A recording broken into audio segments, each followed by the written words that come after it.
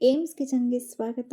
ಇವತ್ತು ತುಂಬಾ ಸುಲಭವಾಗಿ ಮಸಾಲೆ ದೋಸೆ ಮೇಲೆ ಹಾಕುವಂತಹ ಕೆಂಪು ಚಟ್ನಿನ ಯಾವ ರೀತಿ ಮಾಡೋದು ಅಂತ ನೋಡೋಣ. ಟೇಸ್ಟ್ ಅಂತೂ ತುಂಬಾ ಚೆನ್ನಾಗಿರುತ್ತೆ. ಚಟ್ನಿನ ಯಾವ ರೀತಿ ಮಾಡೋದು ಅಂತ ನೋಡೋಣ. ಮೊದಲಿಗೆ ನಾನಿಲ್ಲಿ ಬ್ಯಾಡಗಿ ಮೆಣಸಿಕಾಯಿ ಒಂದು 7 ಮತ್ತು ಗುಂಟೂರು ಮೆಣಸಿಕಾಯಿ ಒಂದು 2ನ್ನ ನಾನು ಬಿಸಿನೀರಲ್ಲಿ ಹಾಕಿ ನೆನೆಸಿ ಒಂದು ಅರ್ಧ ಗಂಟೆ ನೆನೆಸಿ ಇಟ್ಟಿದ್ದೀನಿ.